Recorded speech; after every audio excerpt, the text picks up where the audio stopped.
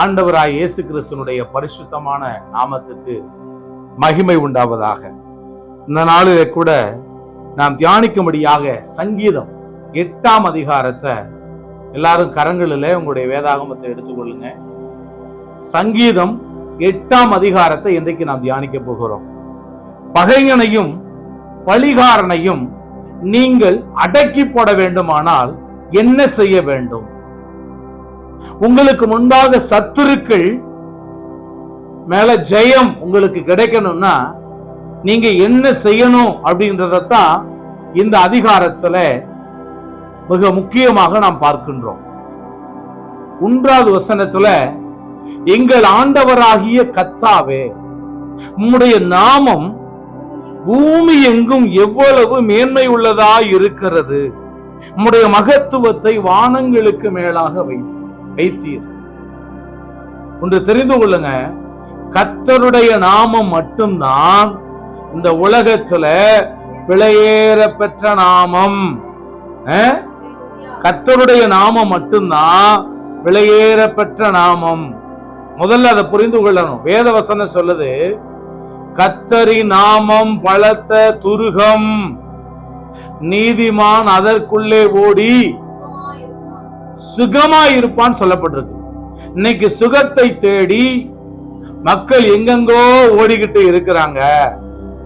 கர்த்தருடைய நாமத்தில் தான் அடைக்கலம் இருக்கிறது, சுகம் இருக்கிறது, பாதுகாப்பு இருக்கிறது, பராமரிப்பு இருக்கிறது, ஆசீர்வாதம் இருக்கிறது, நன்மை இருக்கிறது, விடுதலை இருக்கிறது. நீங்கள் எதிர்பார்க்கின்ற செழிப்பு கர்த்தருடைய நாமத்துல தான் இருக்கு. அப்ப கர்த்தருடைய நாமம் தான் இந்த பூமி எங்கும் மேன்மை உள்ளதா இருக்கிறது. இந்த உலகத்துல எத்தனையோ நாமங்கள் இருக்கிறது, ஆனால் அவைகளெல்லாம் அழிந்து போகின்ற நாமங்கள்.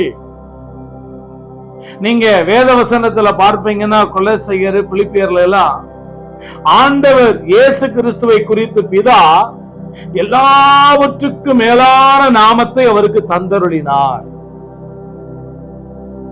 வானோர், பூதலத்தோர், பூமியின் கீழானோர் யாவருடைய முழங்காலும் முடங்கும்படிக்கு கர்த்தர் நாவுகள் யாவும் ஆண்டவராகிய இயேசு கிறிஸ்துவே கர்த்தர் என்று அறிக்கை செய்யும்படிக்கும் எல்லா நாமத்துக்கு மேலான நாமத்தை இந்த குமாரனாகிய அவருக்கு பிதாவாகிய தேவன் தந்தருளினார். ஆகவே இந்த செய்தியை கேட்கின்ற எனக்கு அருமையானவர்களே, இந்த உலகத்துல கர்த்தரின் நாமம், வானத்தையும் பூமியையும் படைத்த சர்வ வல்லமையுள்ள கர்த்தரின் நாமம், இயேசு கிறிஸ்துவின் நாமம் மட்டுமே விலையேறப்பெற்ற நாமம் என்பதை நீங்கள் சரியாய் புரிந்து கொள்ள வேண்டும். பேதுருவும் யோவானும் அப்போஸ்தலர் 3ஆம் அதிகாரத்துல பார்க்கிறோம். அங்கே தாயின் வயிற்றிலிருந்து சப்பானியாய் சுமந்து கொண்டு வரப்பட்டு ஒருத்தன் அலங்கார வாசல்ல உட்கார வைக்கப்பட்டு தினந்தோறும் தேவாலயத்துக்குள்ள போகிறவர்களிடத்துல பிச்சை கேட்பானா. அவனுடைய வழக்கமே பிச்சை கேட்கின்ற வழக்கம். ஆனா அதே போலதான் அன்றைய நாளில ஜெப வேலையாகிய 9ஆம் மணி வேலையில பேதுரு யோவானையும் பார்த்து எனக்கு ஏதாயிலும் கிடைக்குமான்னு சொல்லி அவங்க கிட்ட பிச்சை கேட்டான். அவங்க சொன்னாங்க, எங்களிடத்துல ஒண்ணுமே இல்ல, வெள்ளியும் பொண்ணு என்னிடத்துல இல்ல, என்னிடத்துல உள்ளதை உனக்கு கொடுக்கிறேன்னு சொல்லி இயேசு கிறிஸ்துவின் நாமத்தினால நீ எழுந்து நட அப்படின்னு சொன்ன பொழுது அவனுடைய கால்களும் கரடுகளும் பலன் கொண்டு அவன் நின்று நடந்து குதித்து ஆலயத்துக்குள்ள பிரவேசித்து கர்த்தரின் நாமத்தை அவன் மகிமைப்படுத்தினான். இன்றைக்கு உங்களை மகிமைப்படுத்த, உங்களை ஆசீர்வதிக்க, உங்களுக்கு சுகத்தை கொடுக்க கர்த்தருடைய நாமம் வல்லமை உள்ளதா இருக்கிறது என்பதை நீங்கள் புரிந்து கொள்ளுங்கள். இயேசு கிறிஸ்துவின் நாமத்தினாலே நீங்கள் எப்பொழுதெல்லாம் ஜெபிக்கிறீர்களோ உங்கள் ஜெபங்களுக்கு பதில் உண்டாகிறது. பிதா சொல்லும் போது சொல்றாரு, இயேசு கிறிஸ்துவின் நாமத்தினாலே நீங்கள் பிதாவாகிய தேவனை நோக்கி முழங்கால் படியிட்டு ஜெபிக்கும் பொழுது, நீங்கள் இதுவரைக்கும் என் நாமத்தினாலே ஒன்றும் கேட்கவில்லை, கேளுங்கள், அப்பொழுது உங்கள் சந்தோஷம் நிறைவாயிருக்கும்படி பெற்றுக் கொள்வீர்கள். இயேசு கிறிஸ்துவின் நாமத்தினாலே நீங்கள் கேட்பீர்கள் என்றால், நீங்கள் ஜெபிப்பீர்கள் என்றால், இயேசு கிறிஸ்துவின் நாமத்தினாலே நீங்கள் விண்ணப்பம் பண்ணுவீர்கள் என்றால், உங்கள் ஜெபங்களுக்கு ஆம் என்றும் ஆமென் என்றும் பதில் கட்டாயமாய் கிடைக்கும். இயேசு கிறிஸ்துவின் நாமத்தினால நீங்க தொழில் தொடங்கி பாருங்க. இயேசு கிறிஸ்துவின் நாமத்தினால எந்த காரியத்தை ஆகிலும் கர்த்தருக்கு பிரியமான காரியத்தை செய்து பாருங்க. கட்டாயமாய் அதுல ஜெயம் இருக்கும், கட்டாயமாய் அதுல வெற்றி உண்டாகும். அதான் அந்த வார்த்தை. உலகத்திலேயே மிக உயர்ந்த நாமம் இயேசுவின் நாமம். 40 நாள் வந்து கோலியாத்து இஸ்ரவேல் ஜனங்கள், அங்க இஸ்ரவேலுடைய ராணுவம் பாத்தீங்கன்னு சொன்னா யுத்தத்துக்காய் கூடி இருக்கிறார்கள். பார்த்தா 40 நாள் அவங்க கிட்ட வந்து சொன்னா, உங்களை யாராவது ஒருவர் என்னோடு கூட எழும்பி வந்து யுத்தம் பண்ண முடியுமா அப்படின்னு சொல்லி கர்த்தருடைய நாமத்தை அவன் தூஷித்தானாம் கோலியாத்து. ஒரு நாள் 17 வயது தாவீது ஆடு மேய்த்து கொண்டிருந்தவன் அங்கே சென்றான். கர்த்தருடைய நாமத்தையா நீ தூஷிக்கிற? அந்த கர்த்தருடைய நாமம் எப்படிப்பட்டது, அவர் எப்படிப்பட்டவர் என்பதை இன்றைக்கு நான் காண்பிக்கிறேன்னு சொல்லி 5 கூழாங்கற்களை எடுத்துக்கொண்டு தன்னுடைய கவனிலே வைத்துக் கொண்டு அந்த கூழாங்கல்ல கர்த்தரின் நாமத்தினாலே கோலியாத்தை நோக்கி அவன் எய்த பொழுது அவன் நெற்றியில அந்த கூழாங்கல் பட்டு அவன் முகங்குப்புற விழுந்தான். அவனிங்க அவனுடைய தலை வெட்டப்பட்டது. கர்த்தர் அன்றைக்கு தாவீது மூலமாக ஒரு பெரிய ஜெயத்தை இஸ்ரவேல் ராணுவத்துக்கு ஆண்டவர் கொடுத்தார். கோலியாத்தை ஆண்டவர் வீழ்த்தினார். இன்றைக்கும் கூட உங்கள் சத்துருக்களை, உங்கள் எதிராளிகளை, உங்கள் பகைவர்களை நீங்கள் அடக்கி போட வேண்டுமானால், அவர்கள் தலை குனிய வேண்டுமானால், நீங்கள் செய்ய வேண்டிய ஒரே ஒரு காரியம்தான், கர்த்தரின் நாமத்தை உயர்த்துகிறவர்களாய் மாறுங்கள். கர்த்தரின் நாமத்தை ஆராதித்து அந்த கர்த்தரின் நாமத்தை மகிமைப்படுத்துகிறவர்களாக, அந்த கர்த்தருடைய நாமத்தை பிரஸ்தாபப்படுத்துகிறவர்களாக மாறுங்கள். கர்த்தருடைய நாமம் வல்லமையுள்ள நாமம், கர்த்தருடைய நாமம் உயர்ந்த நாமம். கர்த்தருடைய நாமத்தினாலே நீங்கள் எடுக்கிற ஒவ்வொரு முயற்சிகளையும் அவர் வாய்க்க பண்ணுவார். அடுத்த வார்த்தையில பார்க்கிறோம், பகைஞனையும் வலிகாரனையும் அடக்கி போட தேவரீருடைய சத்துருக்களின் நிமித்தம் குழந்தைகள் பாலகர் வாயிலே பலன் உண்டு பண்ணினீர். நியூட்ரிஷன் கொடுக்கறாங்க பிள்ளைகளுக்கு. அப்புறம் என்னது, குழந்தைங்களுக்கு வளர்றதுக்கு செர்லாக்கு என்னென்னமோ கொடுக்கறாங்க. பிள்ளைகளே, தேவனுடைய வசனத்தை கேட்கின்ற அருமையானவர்களே, உங்கள் பிள்ளைகள் உங்கள் பாலகர் வாயிலே பலனை கொடுங்கள்.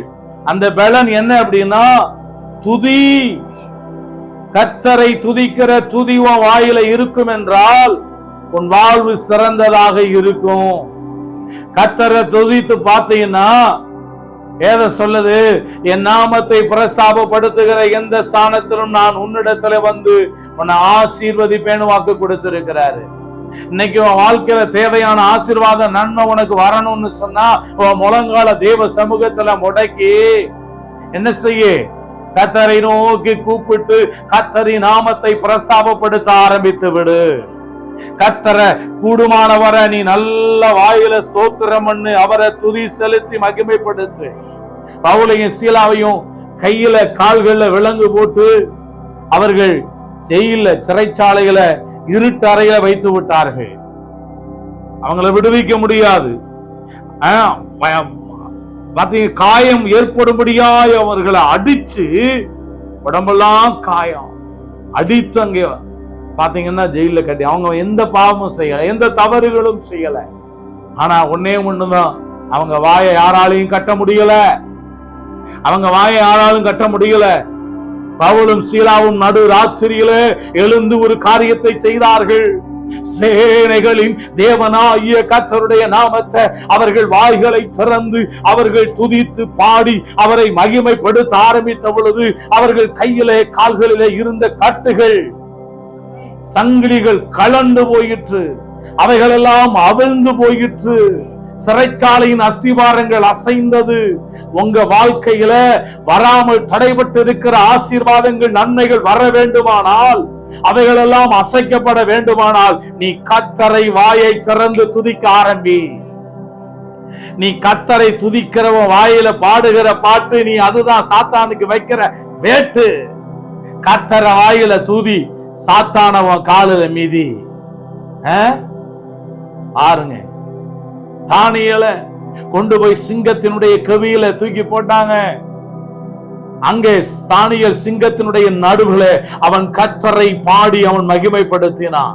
சிங்கத்தோட வாய இடைவிடாமல் ஆராதிக்கிற தானியேல் கர்த்தரை பாடினதுனால, கர்த்தரை துதித்ததினால ஆண்டவர் தம்முடைய தூதனை அனுப்பி சிங்கத்தினுடைய வாயை கட்டி போட்டாருங்க.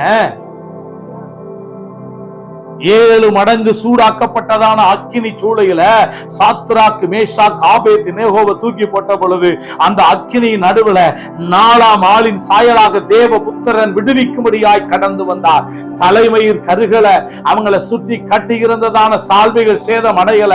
காரணம் என்னன்னா, அந்த அக்கினியின் நடுவுல பட்சிக்கிற அக்கினியாம் சேனைகளின் தேவனாகிய கர்த்தருடைய நாமத்தை அவர்கள் ஆர்ப்பரித்து துதித்தார்கள்.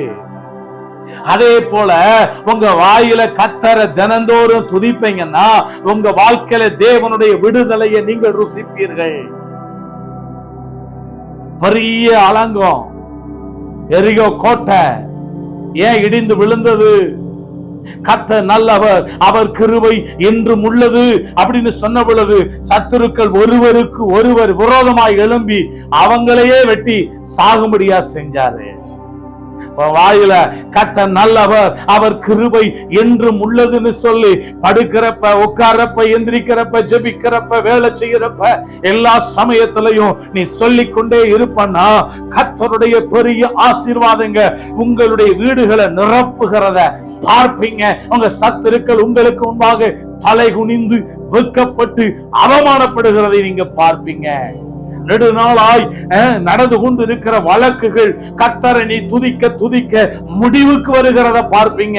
நெடுநாளா இருக்கிற பிரச்சனைகள், நெடுநாளா இருக்கிறதான வியாதிகள், நோய்கள் உங்க குடும்பங்களை விட்டு நீங்க ஓடுகிறத, சுகமடைகிறத நீங்க பார்ப்பீங்க. ஆமென்.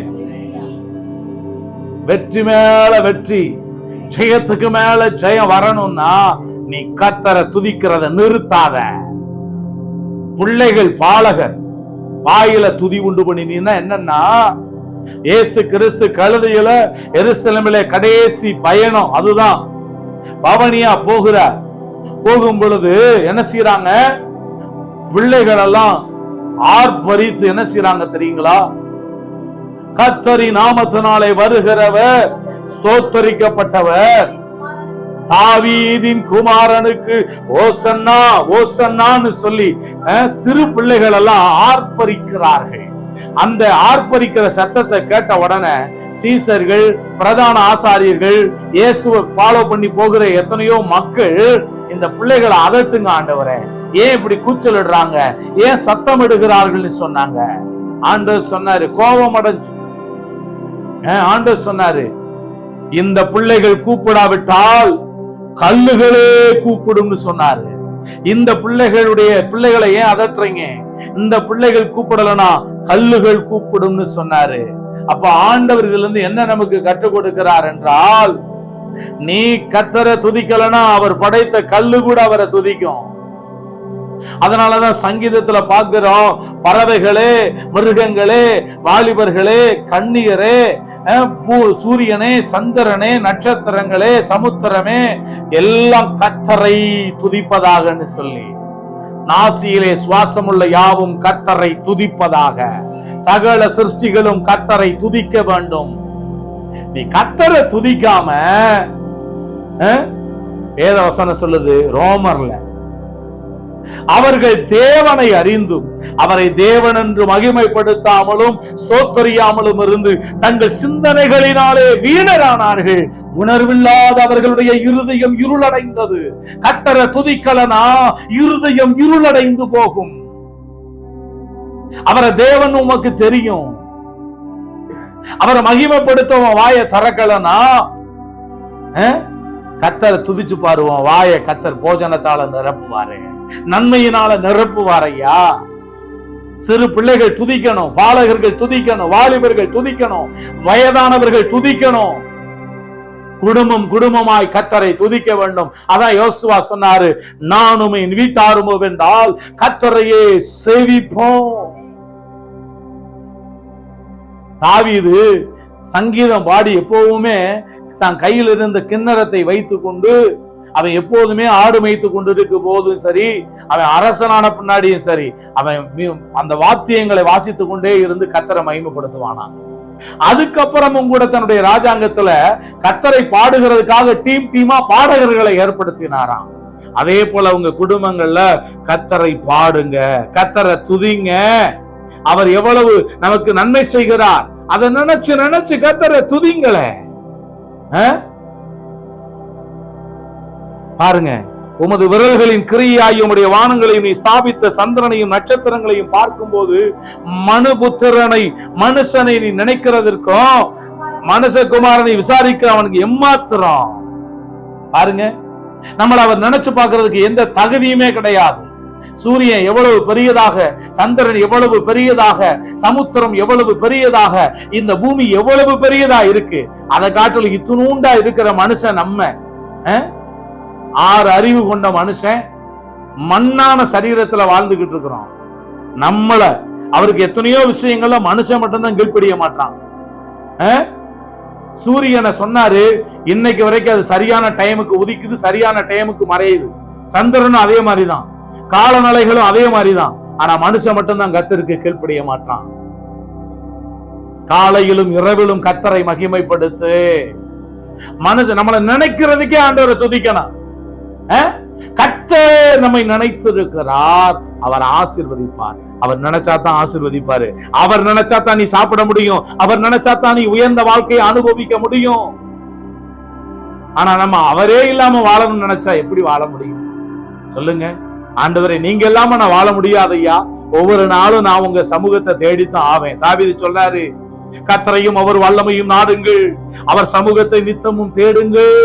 என் முகத்தை தேடுங்கள் என்று சொன்னீரே, உம்முடைய முகத்தையே தேடுவேன் கர்த்தாவே என்று என்ற இருதயம் உம்மிடத்திலே சொல்லிற்று. ஏறக்குறைய 84 வயசு உள்ள அன்னாள் விதவை, வாசித்து பாருங்க. அவள் தேவாலயத்தை விட்டு நீங்காமல் இரவும் பகலும் உபவாசம் பண்ணி கர்த்தரை ஆராதனை செய்து கொண்டிருந்தாள்.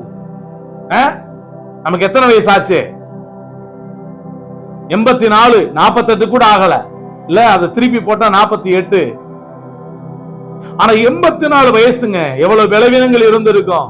ஆனா கர்த்தரை தேடுகிறதுல, கர்த்தரை ஆராதிக்கிறதுல, தேவ சமூகத்துல உபவாசம் பண்ணி ஜெபிக்கிறதுல அந்த அன்னாள் 84 வயது ஏழை விதவை 7 வருஷம் தான் புருஷனோட வாழ்ந்தாளாம். மீதி நாட்கள் அப்ப என்ன பண்ணா? கர்த்தரை தேடுகிறதுக்கே தன்னுடைய நேரங்களை, தன்னுடைய வாழ்நாட்களை அவங்க செலவிட்டாங்க. அதே மாதிரிதான் இந்த உலகத்துல இருக்கக்கூடிய காலங்கள்ல கர்த்தரை தேடுகிறது, கர்த்தருடைய நாமத்தை மகிமைப்படுத்துகிறதா நம்முடைய வாழ்வாக பொழப்பா இருக்கணும். அல்லேலூயா. ஆமா, நம்மள நினைக்கிறார் இல்லையா? அவர் நினைச்சாதான் நமக்கு வேலை வரும், அவர் நினைச்சாதான் நம்மளை ஆசீர்வதிப்பாரு, அவர் நினைச்சாதான் நமக்கு தேவையான எல்லா நன்மைகளும் நம்மளை சூழ ஆரம்பிக்கும். புரிந்து கொள்ளுங்க. ஆண்டவரே, தயவு செய்து நினைங்கப்பா. அவன் கல்ல சிலுவையில தொங்கின பொழுது சொன்னான் இல்லையா, ஆண்டவரே உடைய ராஜ்யத்துல வரும் பொழுது ஆண்டவரே உமது அடியான் என்னை நினைத்தரணும்னு சொன்னான். கர்த்தர் நோவாவையும் அவனுடைய குடும்பத்தையும் மிருக ஜீவன்களையும் உள்ள அடைச்சிட்டு அவர்களை நினைத்தருளினார். அதனாலதான் ஆண்டவர் ஓபன் பண்ணி விட்டாரு. கதவை ஓபன் பண்ணி வெளியே வாங்கப்பா, ஆசீர்வாதமா இருங்கன்னாரு. ஆண்டவர் உங்களை நினைக்கணும். நினைச்சு என்ன பண்றாரு? அவனை மகிமையினாலையும் கனத்தினாலையும் ஆண்டவர் முடி சுட்டுனாராம். நீங்க கர்த்தரை துதிக்கின்ற துதிகள், நீங்கள் கர்த்தரை ஆராதிக்கின்ற ஆராதனைகள், நீங்கள் கர்த்தரை பாடுகின்ற பாடல்கள், உங்களை மகிமையினாலும் கனத்தினாலும் தேவன் உங்களை முடிசூட்டுகிறதற்கு நீங்கள் வழிய வாசலை உண்டு பண்ணுகிறீர்கள் என்பதை புரிந்து கொள்ளுங்க. இந்த உலகத்துல உயர்ந்த இடங்கள் இருக்கணுமா, மகிமையினாலும் கனத்தினாலும் நீங்கள் முடிசூட்டப்படணுமா, ஒன்று மாத்திரம் செய்யுங்கள், கர்த்தரை துதியுங்கள். ஆமென். கர்த்தரை துதியுங்க. அதுக்குன்னே சங்கீதம் 136 ஃபுல்லா அங்க ஃபுல்லா துதியில் சங்கீதம்னே வச்சுட்டாரு கர்த்தர். உம்முடைய கரத்தின் கிரியைகள் மேல் இரவனுக்கு நீர் ஆளுகை தந்து சகலத்தை என்னுடைய பாதங்களுக்கு கீழ்ப்படுத்தினீர். நான் சொல்றேன், உங்களுக்கு ஆளுகை வர வேண்டுமா? சகலமும் உங்கள் பாதங்களுக்கு கீழ்ப்படிந்திருக்க வேண்டுமா? சொல்லுங்க. கர்த்தர் உங்களை நினைக்க வேண்டுமா? மகிமையினாலும் கனத்தினாலும் அவர் உங்களை முடிசூட்ட வேண்டுமா? நீங்கள் இந்த உலகத்துல மிக சிறந்தவர்களாக விளங்க வேண்டுமா? அப்படின்னா ஒண்ணு மாத்திரம் செய்யுங்க, கர்த்தரை மகிமைப்படுத்துகின்ற பிள்ளைகளாக வாழுங்கள். உங்க தாவீது சொல்லாரு, கர்த்தரை எக்காலத்திலும் நான் ஸ்தோத்தரிப்பேன், அவர் துதி எப்போது என் வாயில இருக்கும். எப்போது சிலர் பாத்தீங்கன்னா ஸ்விங்கத்தை வாங்கி வாயில போட்டுக்கிட்டு வெண்டுகிட்டே இருப்பாங்க. நிறைய பேர் வாயில அதுதான் இருக்கு. நிறைய பேர் வாயில பான் பராக்தா இருக்கு. நிறைய பேர் பாத்தீங்கன்னா எப்ப பார்த்தாலும் போதைக்கு அடிமையாகி தண்ணி தான் வாயில இருக்கு, மதுபானம். எப்ப நிறைய பேருடைய வாயில சிகரெட் இருக்கு. உங்க வாயில கர்த்தரை துதிக்கிற துதி இருக்கணும் ஐயா. உங்க வாயில கர்த்தரை மகிமைப்படுத்துகிற மகிமைப்படுத்துதல் இருக்கணும். சிறு பிள்ளைகள் இந்த வசனத்தை கேட்கறீங்க, கர்த்தரை துதிக்கிறவங்களா மாறுங்க. ஆமென். நான் போய் கர்த்தரை துதிக்க போறேன், கர்த்தரை மகிமைப்படுத்த போறேன், கர்த்தரை உயர்த்த போறேன். தீர்மானம் எடுங்க. தானியேலு பத்திரத்துக்கு கையெழுத்து வைக்கப்பட்டதுன்னு தெரிஞ்சும் கூட என்ன பண்ணாரா, 3 வேளையும் செபிக்கிறதற்கு, அவன் கர்த்தரை ஸ்தோத்திரம் பண்ணுகிறதற்கு அந்த தீர்மானத்தை தவறவே விடலையாம். நம்ம எத்தனை வேளைகள்ல காலையில எழுந்து ஜெபிக்கிறதுக்கு தவறுகிறோம், இரவுல ஜெபிக்கிறதுக்கு தவறுகிறோம்.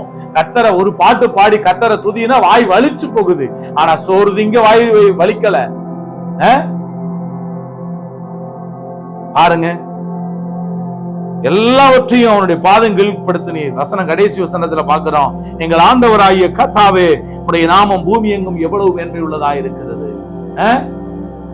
கர்த்தருடைய நாமம் தான் மேன்மை உள்ள நாமம். அந்த நாமத்துலதான் உங்களுக்கு பாதுகாப்பு இருக்கிறது. இந்த உலகத்துல எத்தனையோ பேர் என்னென்னமோ நாமத்தை சொல்லி ஓடிக்கிட்டு இருக்கிறாங்க. கடைசியில் அது அழிவின் குழிக்கு கொண்டு செல்லுகிற நாமம். உங்களை பரிசுத்தப்படுத்தி உங்களுக்கு ஒரு புது வாழ்வை கொடுத்து உங்களுக்கு நித்திய ஜீவனை தந்து இந்த உலகத்தை விட்டு நீங்கள் செல்லும் போது பரலோக ராஜ்யத்தினுடைய அந்த ஆயத்தமாக்கப்பட்ட அந்த உன்னதமான அந்த இடத்துக்கு கொண்டு போகக்கூடிய ஒரு நாமம் எதுன்னா அது சேனைகளின் தேவனாகிய கர்த்தருடைய நாமம். அதனாலதான் ஆண்டவர் சொன்னாரு, பூமியின் எல்லை எங்கும் உள்ளவர்களே என்னை நோக்கி பாருங்கள், அப்பொழுது ரட்சிக்கப்படுவீர்கள். கர்த்தருடைய நாமத்தை கொண்டு நீங்க ஆசீர்வதிச்சீங்கன்னா ஆசீர்வதிக்கப்படுவாங்க. கர்த்தருடைய நாமத்தை கொண்டு ஒருவரை சபிக்கும் போது அவர்கள் சபிக்கப்படுவார்கள். ஏன்னா அந்த நாமம் வல்லமையுள்ள நாமம். நாம ஆசீர்வதிப்பதற்காக அழைக்கப்பட்டிருக்கிறோம். எனவே கர்த்தருடைய நாமத்தை மகிமைப்படுத்துகிறவர்களாய் இந்த உலகத்திலே வாழுவோம். நம்முடைய வாயில எப்போதும் கர்த்தரை துதிக்கின்ற துதிகளை நாம் வைத்துக் கொள்வோம். கர்த்தரை துதித்து கொண்டே வாழ்ந்தீங்கன்னா தலைவிதியே மாறிடும். மற்றவங்களுடைய தலைவிதியும் மாத்துவீங்க, உங்க தலைவிதியையும் மாத்துவீங்க. சாத்தாவங்க முன்னாடி அடிபணிந்து போவான், வெட்கப்பட்டு போவான், தாழ்த்தப்பட்டு போவான். உங்க குடும்பங்கள், வசனம் சொல்லுது, நீதிமான்கள் துளிரை போல தலைப்பார்கள். நீதிமானுடைய வேர் கனி கொடுக்குன்ற மாதிரி நீங்க கர்த்தரை ஒவ்வொரு நாளும் துதித்து வாழும்போது அப்படியாக தேவன் உங்களை ஆசீர்வதிப்பதை நீங்கள் பார்ப்பீர்கள். ஆமென்.